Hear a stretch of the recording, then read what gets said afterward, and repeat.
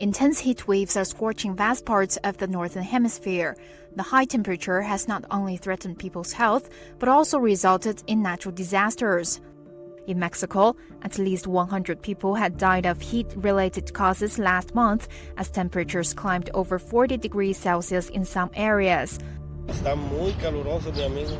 Estamos en temporada de calor. Hay que comprar sueros, hay que hidratarse, estar en la sombra y refugiarse después de las 12 del día. Después de las 12 del día hay que estar guardados en sus casas con la refrigeración y estarse hidratando cada cierto tiempo.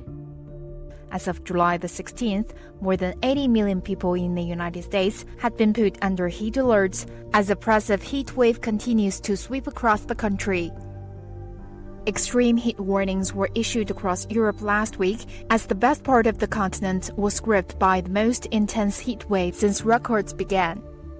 In Italy, red alerts were in force on Wednesday last week in all but 4 of the country's 27 main metropolitan areas. La situazione, come vedete, qui a Firenze sta sempre di più peggiorando, il caldo è atroce e non riusciamo più a sostenere questo clima.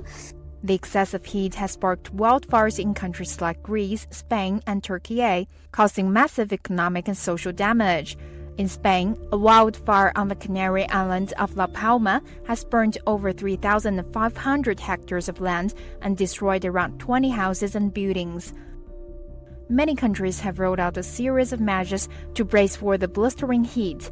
In Greece, air conditioners have been installed in almost all homes, hospitals, restaurants, and hotels.